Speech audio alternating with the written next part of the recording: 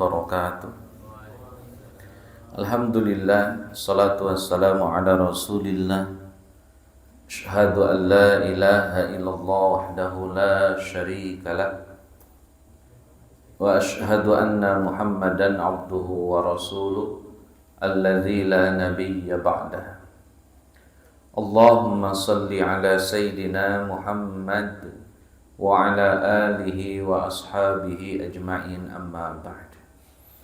Hadirin ikhwati iman rahimakumullah, alhamdulillah dengan izin Allah Azza wa Jalla bisa kembali bermuajahah. Mudah-mudahan seluruh rangkaian aktivitas kita senantiasa memperoleh tuntunan, lindungan dan ampunan Allah Azza wa Jalla. Salawat dan salam semoga dilimpah curahkan kepada Nabiullah Muhammad sallallahu alaihi wasallam beserta para keluarga, sahabat dan segenap umat yang senantiasa itba kepadanya ila akhiril hayah nanti, mudah-mudahan termasuk kita di dalamnya.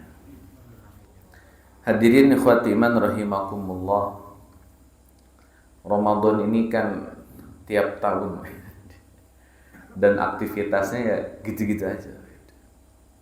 Kita awali dengan salat tarawih. Sebelum subuhnya kita sahur, habis sahur salat subuh, habis salat subuh baru tidur. Kayaknya muter di situ. Di satu sisi Nabi Shallallahu Alaihi Wasallam menyuruh supaya kita bahagia ketika menyambut Ramadan. Persoalannya Pak, kita sudah sering nih. Kadang sering itu menghilangkan. Saya kasih contoh. Pertama kali umroh, pertama kali lihat Ka'bah, nangis nggak? Orang yang tinggal di Mekah, Pak, tiap hari lihat Ka'bah, biasa aja. Bahkan ada mutawif anak itu diajak sholat ke masjid, sini aja tadi. Orang pengen gimana, nggak sini aja tadi. Sama aja nilai itu. Kayaknya dorongannya itu udah karena intensitas yang sering. Oh, awal-awal mah luar biasa. Mengekspresikan cinta Pak, saat kali nikah masih sama kayak sekarang. Itu kenapa kok kalau intens itu, kalau sudah sering itu kayaknya ada bobot yang berkurang. Maka oleh Nabi tetap, karena khawatir itu menjadi hal yang dianggap lumrah dan dianggap biasa, maka oleh Nabi harus senang ya kalau datang Ramadan. Wah, itu kan ada effort yang lebih besar Pak. Bagaimana kita harus tetap happy dengan rutinitas yang kalau kita bayangkan capek, kebayang jam 12 sudah kriap-kriap ngantuk gitu. Belum bisa makan, belum bisa minum ya. Etos kerja agak terganggu gitu. Itu terbayang Pak. Tapi di satu sisi Nabi nyuruh bahagia. Nabi nyuruh senang Pak, supaya disebut orang yang beriman. Ternyata Pak, ini ternyata hikmahnya, Nabi itu akan nyuruh sesuatu yang kalau dibiarkan malas datang. Kalau dibiarkan terlalu biasa, maka biar kita punya effort yang lebih besar, oleh Nabi dimotivasi. Saya kasih perbandingan. Di surat An-Nisa ayat 142. Orang munafik itu kalau sholat, qamu ila sholati qamu kusala. Orang munafik itu kalau sholat, sholatnya malas-malas. Yang bikin berat Pak sholat itu namanya, yang bikin berat sholat yang malas. Yang bikin berat itu kan malas. Urusan jarak Pak, lebih jauh naik gunung Pak ini, lebih jauh hiking Pak, dibanding jarak rumah kita ke masjid. Urusan lama, lebih lama nonton. Paling sholat. Tapi memang ngerasa malas itu ya, mungkin karena sering, karena sudah intensitasnya sudah sering, bahkan dulu mengalami trauma agak-agak dipaksa itu. Jadi kayaknya kayak membenarkan, udah males nih, udah sini aja, atau udah nanti aja gitu. Karena intensitas sudah sering atau mungkin ada trauma tersendiri sehingga bawaannya malas. Kalau menghadapi Ramadan bawaannya malas, sama kayak sholat tadi. Nah ini prinsip agama lah. Nabi akan nyuruh kita melawan malas. Harus dilawan. Makanya jadi ibadah. Jadi satu kekuatan yang kalau melawan malas ketika sholat mukmin. Kalau mengikuti rasa malas dihukumi. Kalau bahasa Quran dihukumi munafik. Jadi supaya ada warning dari Nabi, ayo, ini bahasa motivasi, Pak, bukan ngancem. Memotivasi supaya rasa malas itu harus dilawan. Memotivasi, kenapa Nabi nyuruh happy ya kalau datang Ramadan, biar kita tidak biasa aja gitu menghadapi Ramadan. Harus ada yang dilawan, harus happy ini. Tinggal bagaimana mikir happy-nya, nah itu, Pak.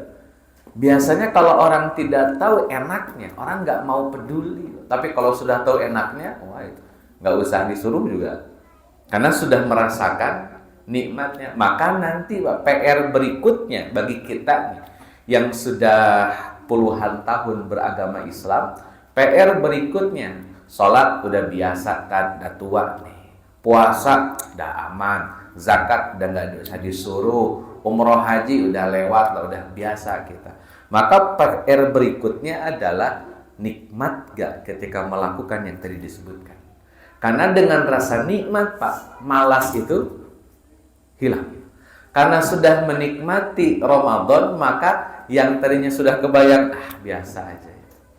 Nanti malah jadi rindu. Kenapa? Karena mendapatkan nikmatnya. Nah ini PR kita nih hari ini Pak. Bagaimana menemukan rasa nikmat dalam setiap aktivitas ibadah. Jujur saja Pak, saya pribadi ini yang namanya menikmati ibadah fluktuasi gitu. Lagi bagus, turun. Naiknya susah, giliran naiknya susah, turunnya itu drastis gitu. Jadi ini agak terseok-seok, apalagi dengan beragam godaan yang Masya Allah luar biasa gitu. Jadi untuk menstabilkan nikmat dalam ibadah itu Masya Allah gitu. Saya pribadi, jadi memang ada PR untuk dilawan supaya momen melaksanakan ibadah itu tetap menjadi momen yang nikmat, yang enak. Guru saya bilang gini Pak, waktu saya tanya, Bah, saya manggilnya Abah, kalau karomah itu gimana makna karomah? Karena saya dengar wali itu punya karomah, bisa terbang, nyelam, apalah ya. Saya pengen tahu dong, kalau misalnya agak-agak bagus, saya mendaftar nih jadi wali, dapat karomah. Ternyata kata guru saya, karomah itu ketika seorang hamba sudah mampu menikmati ibadah yang Allah tetapkan. Itu karomah. Karena rasa nikmat itu nggak bisa direkayasa. Nggak bisa dibeli, nggak bisa direkayasa, nggak bisa pura-pura enak tuh, nggak bisa. Ibadah itu betul-betul natural apa adanya. Kalau misalkan memang nggak nikmat, ya nggak ketemu kliknya. Saya buat jamaah umroh di Mekah, karena kalau di Madinah itu irama bacaan Quran flat semuanya. Nah, kalau Mekah agak dinamis tuh bacaan. Suatu hari ada jamaah bareng saya sholat, dengar imam baca Quran, nangis. Nangis. Padahal yang lain biasa aja, dia nangis. Itu kan sentuhan spiritual. Kan kalau dia sudah nangis, menikmati ibadahnya, beres sholat kan kayak long gitu Pak. Ada juga Pak, berulang kali misalkan Bapak ini ngikut, ketika diajak sholat ke haram, nggak pernah nangis-nangis. Anteng aja. Jadi memang nikmat itu nggak bisa direkayasa Pak. Dan nikmat itu persoalannya bukan faktor eksternalnya. Eksternal memang membantu, tapi bukan itu yang jadi faktornya Pak. Karena bisa menikmati ibadah, menikmati jamuan Allah, itu urusnya di sini Pak. Bukan di sana, di sininya. Bagaimana hati kita betul-betul bisa menerima dengan penuh keridhaan, menikmati sholat, menikmati puasa, menikmati zikir. Maka tidak kaget Pak, dalam surat Al-Ahzab ayat ke-41 tidak salah itu, bahwa Allah Azza wa Jalla memerintahkan zikir sebanyak-banyaknya Pak. Dan bagi Allah itu sangat sangat sederhana. Orang kalau sudah menikmati zikir, nggak bisa berhenti Pak zikir. Karena sudah menemukan, jadi PR kita nih Pak, kan kalau kita kan sudah biasa sholat. Itu kan level kita insya Allah sudah biasa sholat. Kalau orang sudah ke masjid Pak, itu sudah biasa sholat gitu. Sudah biasa puasa. Nah, PR berikutnya, bagaimana masuk pada kualitas sholat atau ibadah secara umum itu nikmat. Nah, ini PR-nya. Karena saya pribadi, Pak, agak-agak susah menemukan nikmat dalam ibadah itu. Kadang ada, kadang hilang gitu, Pak. Biasanya kalau lagi punya banyak masalah agak enakan gitu aja. Ibadahnya itu Allahu Akbar, agak berasa Allahu Akbarnya agak dalam gitu. Kalau lagi ada banyak masalah ya Allahu Akbar, agak giliran lagi nggak ada masalah kayaknya terlalu ini.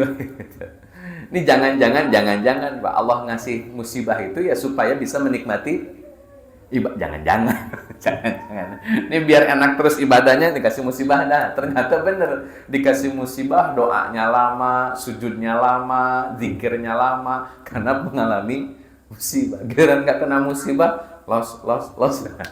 Mungkin itu, mungkin ini husnudzon saja kan sama Allah SWT. Nah hadirin Fatimah rahimakumullah, maka agama kita dengan rutinitas yang diulang-ulang Pak tiap tahun, sholat tiap hari, zakat tiap tahun, haji tiap tahun, umroh bisa tiap bulan. Kenapa ada pengulangan demi pengulangan? Dan itu bikin boring, bikin bosan, bikin malas. Di situ ujiannya Pak. Justru di situ ujiannya. Supaya kita punya effort yang besar untuk mengalahkan rasa malas, mengarahkan rasa bosan. Jadi ibadah itu nggak usah jauh-jauh sholat dulu.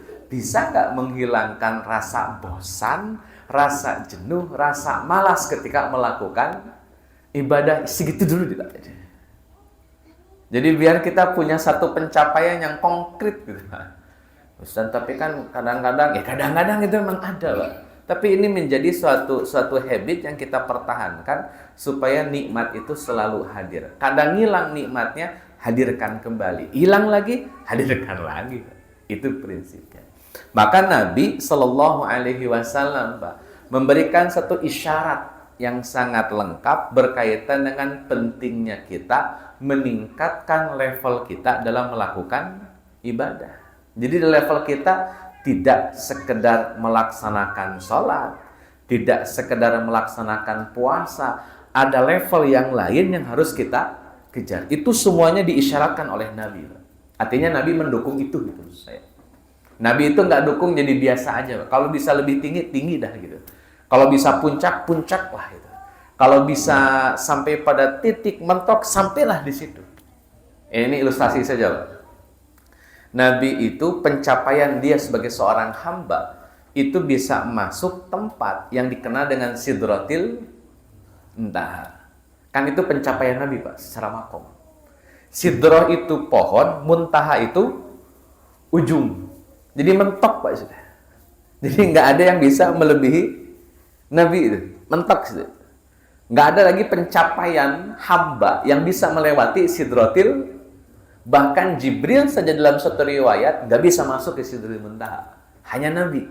Artinya pencapaian Nabi udah di atas semuanya. Jadi wajar kalau Nabi Muhammad ketika di salat di Masjidil Aqsa itu bersama para Nabi Muhammad yang jadi imamnya. Karena memang pencapaian tertinggi. Dan Nabi itu mensupport itu Pak. Kita ini didorong oleh Nabi supaya ayo pencapaian itu jangan biasa aja. Kalau bisa tinggi kenapa tidak? Jangan jadi orang-orang yang biasa aja. Kalau bisa jadi orang-orang yang terpilih, kenapa tidak? Saya masuk Pak poin ini. Dalam surat Al-Isra Pak ayat 70, kata Allah nih, "Walaqad karramna bani Adam wa hamalnahum fil barri wal bahri." Kata Allah, sungguh telah kami muliakan anak Adam. Bukan anak jin yang dimuliakan, tapi anaknya Adam. Berarti manusia kita nih. Jadi Allah memuliakan kita. Karomna.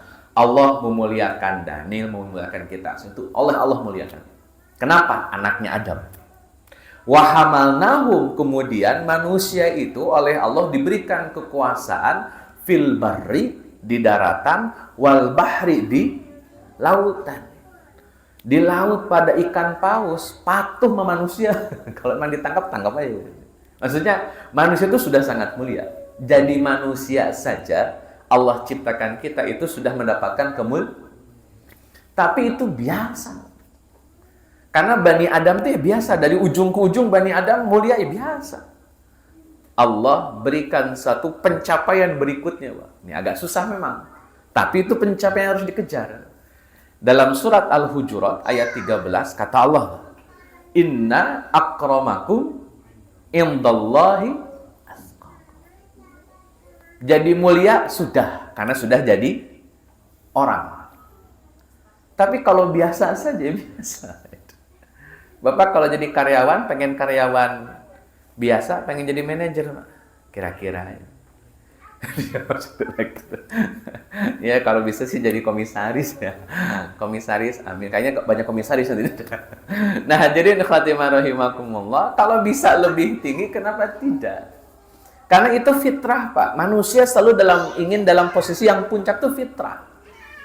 Makanya ada istilah capailah cita-cita setinggi.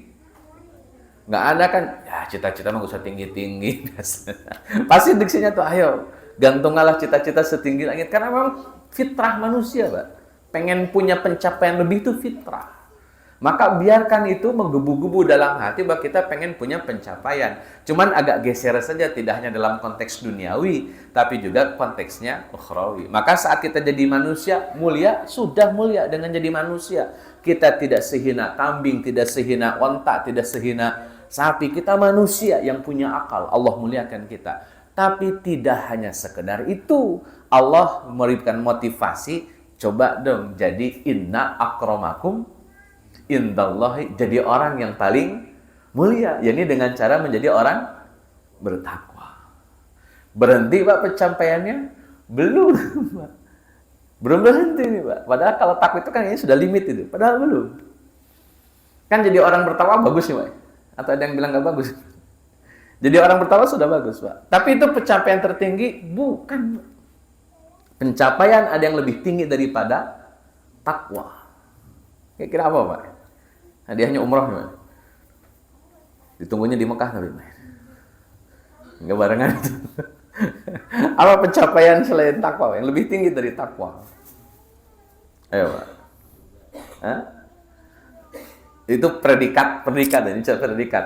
Nah, kalau sudah bertakwa ada gak makom yang lebih tinggi daripada orang bertakwa? Apa lagi Pak? Silakan buka dalam surah Al-Furqan ayat 78. Kita suka doa gini, Rabbana hablana min azwajina wa zurriyatina qurrata. Nah, ujungnya apa? Waja'alna lil muttaqina. Ya Allah, jadikan dong saya sebagai pemimpin bagi orang-orang yang jadi orang bertakwa tuh udah keren Pak. Udah inna akramakum. Makasih. Jazakallahu khair. Itu sudah sangat keren. Oleh Allah disuruh lagi Pak. Ayo berharaplah jadi pemimpinnya orang-orang yang kalau punya rakyat Pak, bertakwa semuanya. Ini jadi negara baldatun thayyibatun warubun kufur. Udah gak ada orang miskin Pak. Kenapa? Kalau rakyatnya bertakwa. Kan persoalan kita kan pemimpin tergantung rakyat. Karena dengan konsep pemilihan langsung itu rakyat yang menentukan pemimpin. Bukan ahlul hali wal aqdi. Jadi seperti apa pemimpin rakyat, seperti itu pula kaifa takunu nuwalla alaikum. Sebagaimana kalian, seperti itulah pemimpin kalian. Jadi kalau rakyatnya bertakwa, pemimpinnya keren banget. Karena dia terpilih di antara orang-orang pilihan. Kurang apa ya? Ali Pak, pernah diprotes. Ali itu jadi khalifah ketiga setelah Abu Bakar, Umar, kemudian Ali. Datang orang-orang Khawarij Pak. Kata Khawarij, Ali ini gak beres. Kata Ali, gak beres kenapa? Zaman khalifahnya Abu Bakar, Ali, ya ini cerita gitu.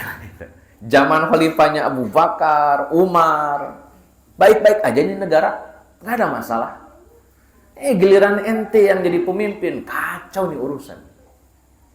Ali sambil senyum, sederhana Pak jawabnya. Kata Ali, zaman Abu Bakar, zaman Umar, kenapa stabil, kenapa bagus? Karena rakyat mereka seperti saya. Jadi bagus. Nah, kenapa di masa saya kok berantakan? Karena rakyatnya seperti kamu. Agak menohok ya. Agak jelek. Zaman Abu Bakar, Umar, kenapa stabil? Rakyatnya kayak aneh, kata Ali. Kayak aneh inilah rakyatnya. Nah, pas giliran Anda jadi pemimpin, rakyatnya kayak ente, jadi berantakan nih urusannya. Ini ente yang jadi masalah. Makanya kenapa dalam agama kita tidak cukup hanya jadi orang bertakwa, Pak. Di-upgrade jadi pemimpin bagi orang yang artinya, Pak, dalam sebuah bangsa tidak hanya pemimpin yang terpilih, tapi rakyatnya pun rakyat pilihan. Wah, ini keren nih, Pak. Makanya oleh Sultan Muhammad Al-Fatih, selain ada hadis yang mendorong beliau untuk menaklukkan Konstantinopel, beliau memahami gitu, Pak, bahwa kata Nabi, sebaik-baik panglima, sebaik-baik amir yang mampu menaklukkan Konstantinopel. Sebaik-baik pasukan, pasukan yang mampu menaklukkan Konstantinopel. Maka beliau, Pak, bukan pengen naklukinnya dulu. Dibalik oleh Sultan Muhammad, yang diperbaiki adalah saya harus jadi pemimpin terbaik, rakyat yang saya bawa harus jadi rakyat yang terbaik. Maka kan tesnya luar biasa. Sampai kata Sultan Muhammad itu, siapa yang dalam 1 bulan bolong tahajudnya, duduk. Siapa yang dalam 1 bulan puasa sunnahnya ada yang enggak atau batal atau tidak kontinu, duduk. Semuanya dites. Maka yang berdiri itu adalah orang-orang pilihan yang secara kualitas ibadah excellent semua. Kenapa kau pengen begitu? Waj'alna lil muttaqina imama. Karena kalau pemimpin bertakwa, rakyat bertakwa, selesai urusan.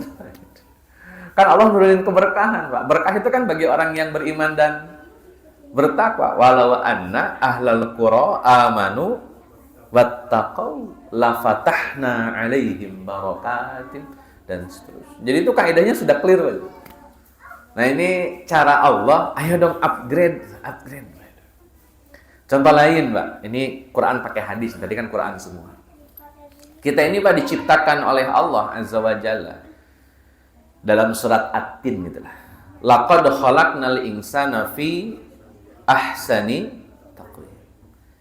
Bentuk kita, Pak, terlepaslah ganteng cantik kan relatif ya.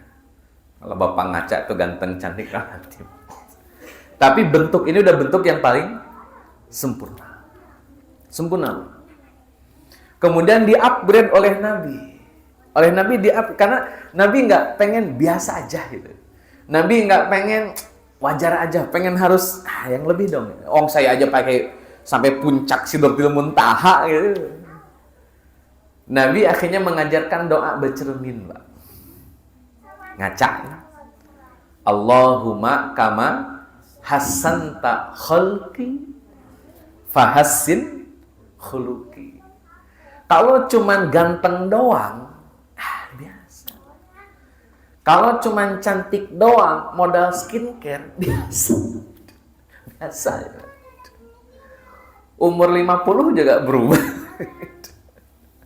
Tapi sesuatu yang tidak lekang oleh waktu, tidak hilang oleh masa, yakni khuluq namanya, atau akhlak. Jadi Nabi, Pak, sudah tuh kata Quran, Rasul, fisik kita ini sempurna, betul kata Nabi. Tapi jangan berhenti di situ. Lanjutin. Kalau cuman fisik doang, ini kan casing. Kalau casing doang percuma.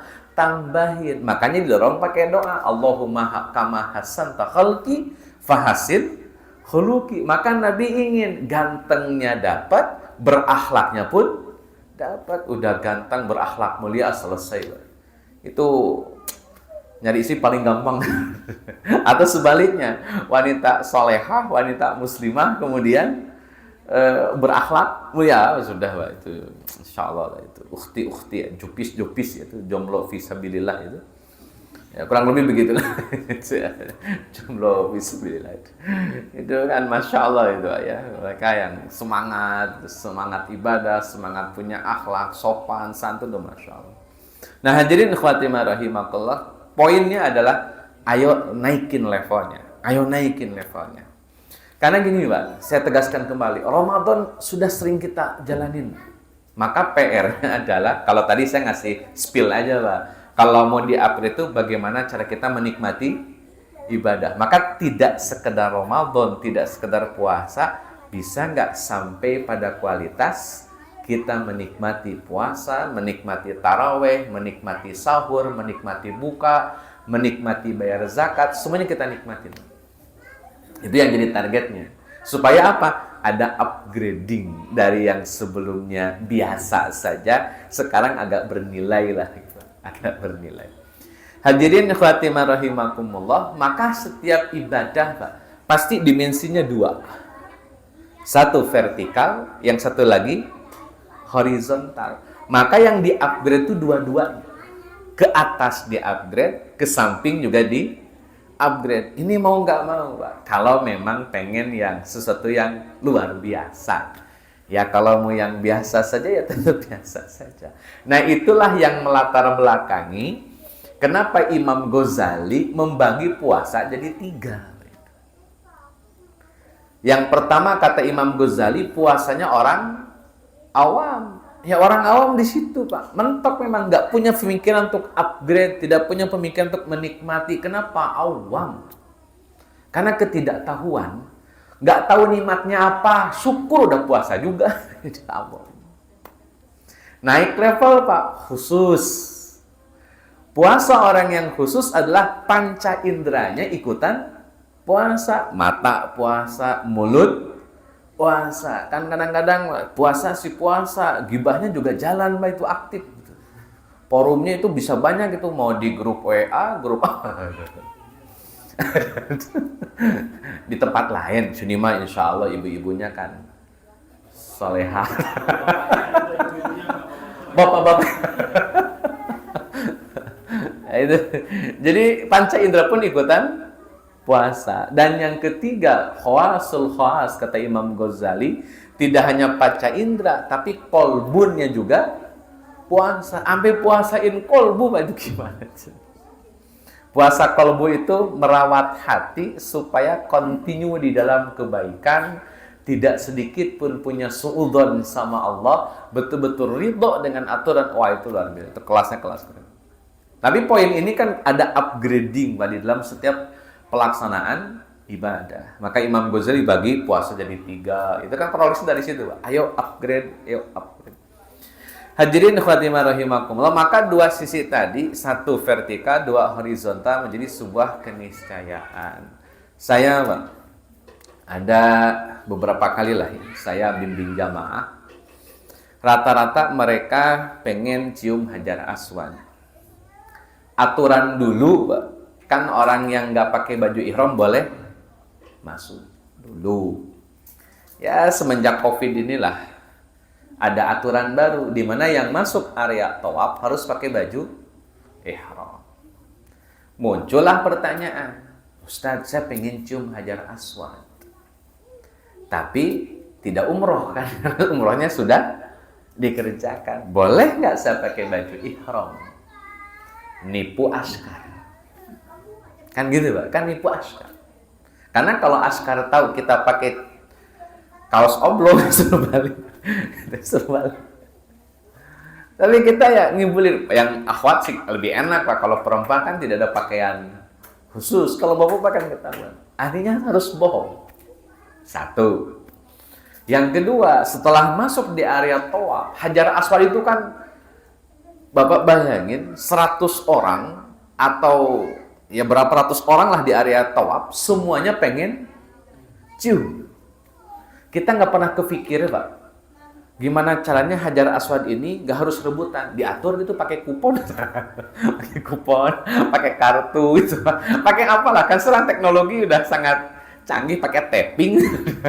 Sekali tap langsung cium, tap cium gitu kan.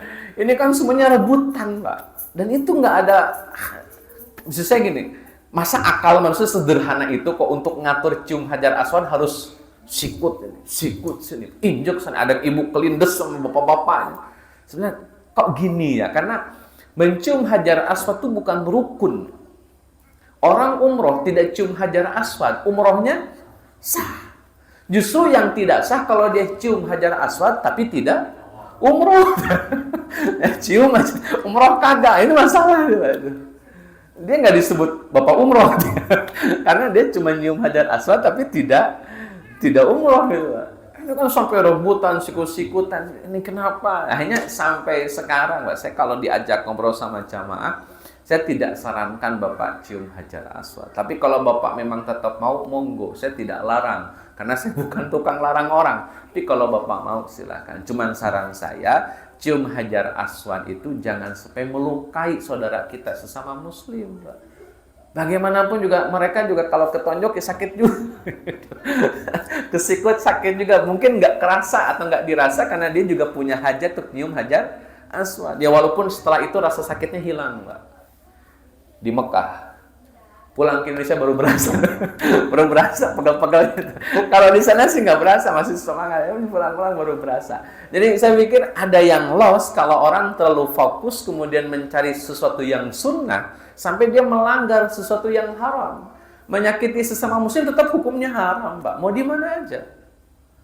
Sedangkan mencium itu hukumnya sunnah. Sedangkan ini melukai teman itu atau saudara itu sesama muslim itu ya tetap diharamkan. Saya pikir dah usah, Pak. Tapi saya kalau pengen monggo gitu. Ustaz nggak bisa bantu, saya bisa bantu pegang Ka'bahnya, bukan nyium hajar aswad. Kan kalau pegang gampang. Nggak usah dihajar aswad. Geser ke rukun Iraqi kan bisa pegang Ka'bah gitu. Itu bisa, itu aman. Jadi saya bisa bantu itu kalau cuma pegang doang, pengen pegang gitu. Kan sekarang lagi musim, Pak. Lagi pegang ceklek. Jadi yang kelihatan tangannya doang. Sekarang itu, Pak, foto model banyak juga. Ada apalah gitu kan. Silahkan lah itu jadi hak masing-masing. Saya bisa bantu. Tapi kalau nyium hajar aswad itu Masya Allah, ada persoalan lain yang saya pikirkan. Karena tidak mungkin suatu hukum dilaksanakan tapi melanggar yang lainnya. Itu tidak mungkin, Pak. Agama kita itu agama yang fair, agama yang sangat humanis, agama yang sangat proporsional. Tidak mungkin ada satu praktek itu melanggar nilai-nilai yang tidak mungkin. Kalau begitu berarti tidak komprehensif agama ini diturunkan oleh Allah Azza wa Jalla. Terus kenapa sekarang terjadi? Oknum orangnya enggak. Makanya saya tadi pikir kayaknya kalau di tapping diatur baris itu, Pak, sebetulnya ke Hijri Ismail. Kayak kita mau ke Raudhah, Pak, kan ke Raudhah sudah agak rapi sekarang. Ke Raudhah tidak boleh kecuali yang punya tasreh. Wah, itu keren, Pak. Itu penemuan keren itu. Setelah dicek tasrehnya benar, duduk kita di sajadah, masih di luar Raudhah, Pak, duduk. Nanti baru dipanggil oleh askar, ya masuk, mulailah masuk. Memang setelah masuk agak-agak kredit juga, tapi masih mending, Pak, karena pasti kebagian, pasti bisa sholat, pasti bisa doa. Nggak harus kayak dulu kan, dempet. Maju 2 langkah, dempet. Pas sedih lah itu. Nah, ini sekarang sudah ada cara-cara yang lebih keren lah itu. Dan saya rasa cium hajar aswad juga bisa, Pak, itu. Ya ini mungkin entah tahun berapa ya, mungkin pas Khodimul Haramain ya, mungkin bisa bikin aturan itu. Itu yang pertama. Jadi nggak mungkin Islam itu membiarkan persoalan-persoalan yang akhirnya menimbulkan friksi, tidak. Jadi harusnya cium hajar aswad betul-betul menjadi aktivitas yang syahdu, yang nikmat. Kenapa? Karena memang itu tujuannya. Itu tujuan. Bisa nangis di dalam lingkarannya itu, terus dia bisa cium lama-lama, selesai. Itu harusnya yang didapatkan dalam aktivitas ibadah. Jadi bukan ributnya. Termasuk pelaksanaan tarawih. Tarawih Nabi itu bacanya panjang-panjang, Pak. Tapi oleh Nabi SAW diberikan keringanan. Yang jadi rukun dalam bacaan sholat cuman Fatihah, Pak. Adapun surat sesudah Fatihah tidak masuk kategori rukun. Bapak sholat tarawih, wah ini kayaknya sholat tarawih saya agak-agak berat ini. Fatihah doang sah, Pak. Waladhdallin amin. Allahu akbar. Selesai itu. Sah salatnya, sah. Yang penting Fatihahnya lengkap, jangan dipotong dua.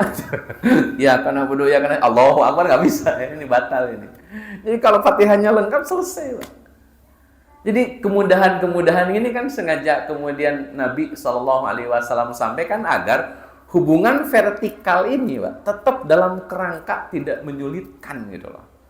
Sosial juga sama, jangan sampai sosial menyulitkan, ke atas juga menyulitkan. Dibikin mudah oleh Nabi, ke atas dibikin mudah, ke samping juga dibikin mudah. Kenapa kok ada kemudahan dalam ibadah yang Nabi SAW contohkan dalam rangka Pak, supaya kita tidak punya alasan untuk tidak upgrade. Karena kalau sudah mudah masa nggak upgrade? Kecuali Pak diajak jihad, itu lain persoalan. Kita mikir, jihad ini, perang mati nih, istri masih cantik, anak lagi lucu-lucunya, gaji lagi gede-gedenya, ini suruh jihad urusannya gimana? Itu mungkin Pak, karena memang berat persoalannya. Diajak sholat mah nggak harus mikir-mikir, mana ya ini gaji masih gede, nggak ada hubungan sama sholat. Ini masih ngadu. Jadi hal itu kan nggak relate dengan kita. Ya. Makanya oleh Nabi, kenapa kok dipermudah? Urusan vertikal dipermudah, sosial dipermudah, ya supaya kita tidak punya alasan, tidak punya dalih Pak untuk susah ada. Hadirin Fatimah rahimakumullah. Kalau kita safar, puasa jadi nggak harus kita kerjakan. Dengan catatan kita sedang safar. Artinya kita tidak mesti melaksanakan puasa. Kalau memang mau ngambil rukhsah itu. Ustaz sayang lah, masa saya safarnya ke Mekah, masa orang lain pada puasa di Mekah saya kagak. Ya kecuali itu ya. Kita masih pengen melaksanakan puasa sekalipun sedang safar, silahkan. Kan sekarang ada program itikaf misalkan. Kalau itikaf kan masa kita berangkat ke Mekah, yang lain pada puasa kita ngemil depan hotel. Pas ditanya kenapa nggak puasa? Safar. Kan memang benar secara hukum kan sah lah itu.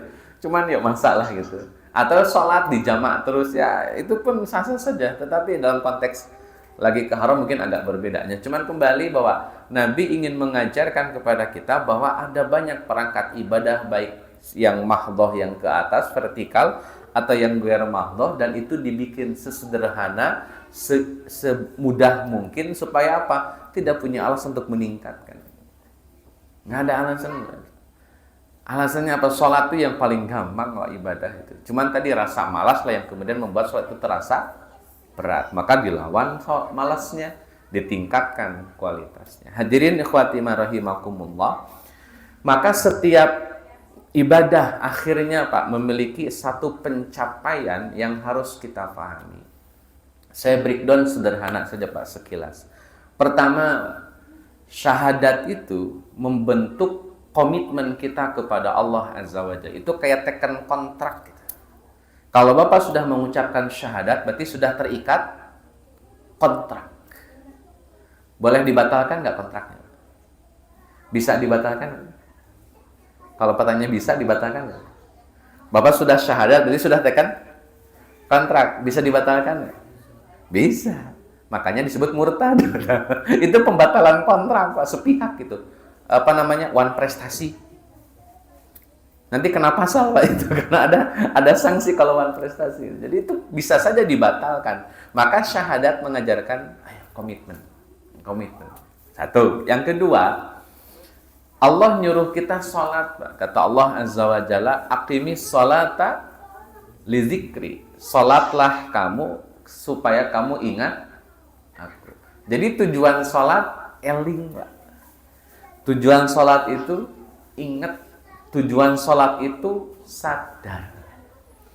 Makanya ada ini kirata Pak. Kirata itu dikira-kira nyata lah ya. Kenapa Nabi itu punya tempat yang bisa ditempati namanya sidrotil. Sidroh itu dari sadar. Ada ini kirata. Bukan berarti mana sidroh itu sadar. Sidroh itu artinya pohon bidara Pak. Sidr itu pohon bidara. Tapi dikirata jadi sadar. Maka orang yang sholat, dia mencapai pada puncak kesadarannya. Apa aja yang perlu disadari, Pak? Satu, kita menyadari kalau kita masih punya banyak salah. Ini mau nggak mau, Pak, harus dimulai disadari.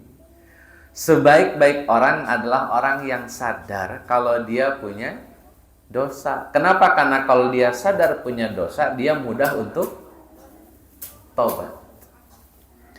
Nabi Adam bikin salah nggak? Nabi Adam bikin salah nggak? Apa salahnya Nabi Adam? Makan buah apa? Khuldi. Saya koreksi dikit, Pak. Koreksi. Allah bilang ini, Pak. La taqraba hadhihi syajarah fatakuna minadh dhalimin. Kata Allah, Adam, Hawa, jangan deket-deket pohon ya. Kalau deketin pohon, kamu berdua jadi orang zalim, kata Allah.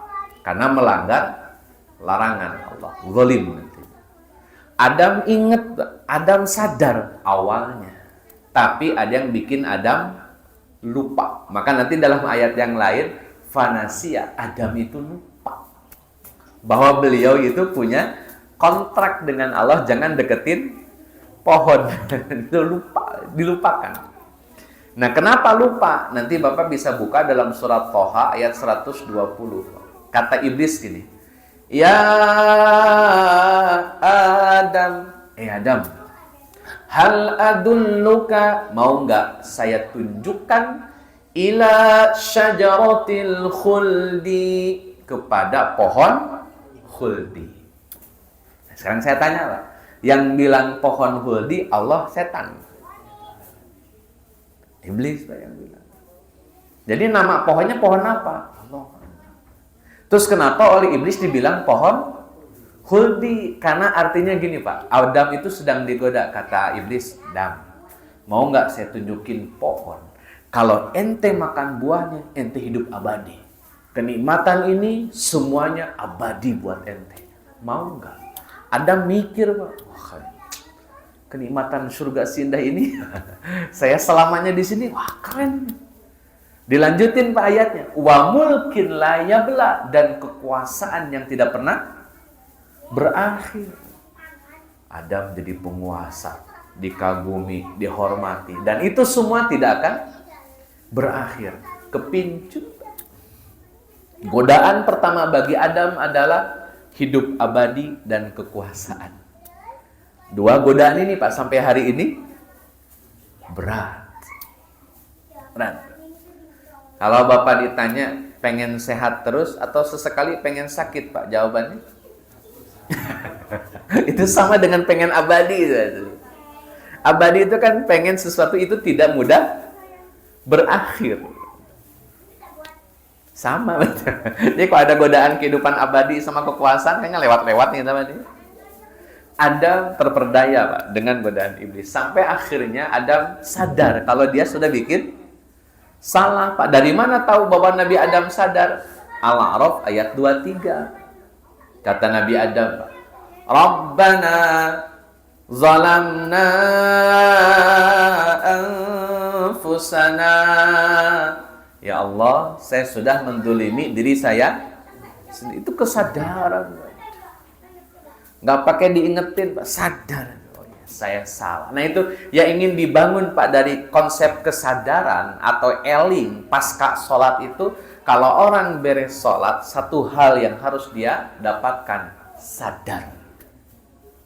Karena kalau dia beres sholat kemudian dia sadar dirinya masih punya kesalahan, taubat.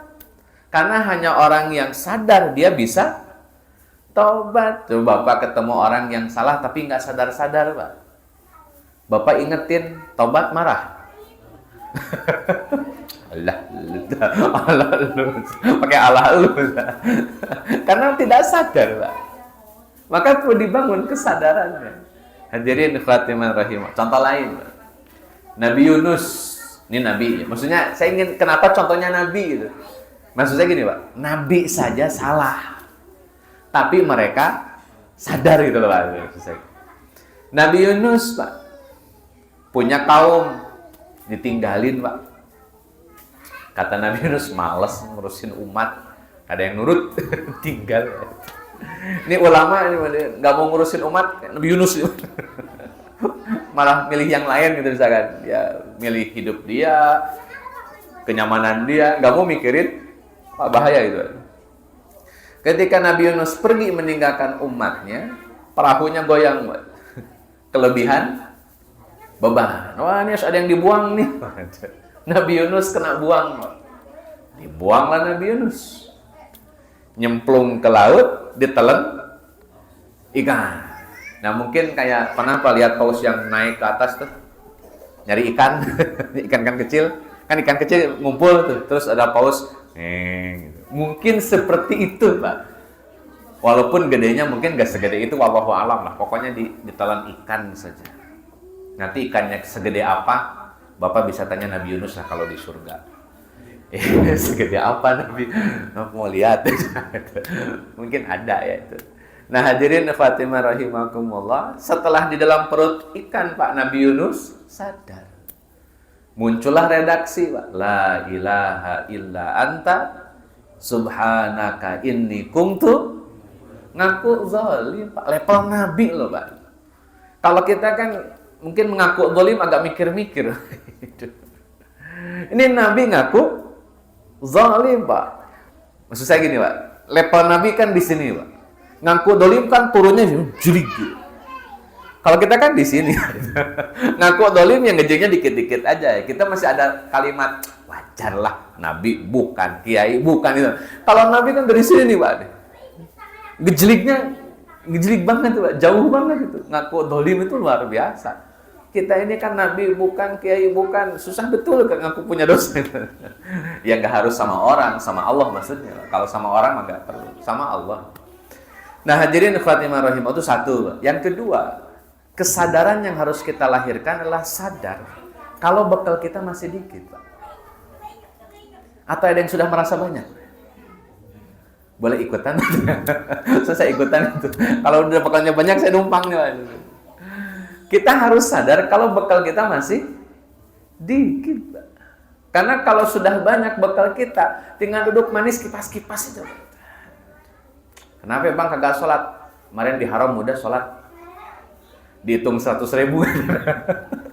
Jadi lapel ke depan. Ini hitung-hitungannya gagal. Itu 100.000 di Masjidil Haram kan rapel. Jadi harus pastikan kita punya kesadaran kalau kita ini bakal masih dikit. Bapak jalan-jalan ke warung pengen nyari sarapan, bawa dompet cuman 100.000, yang makan 5 orang Pak.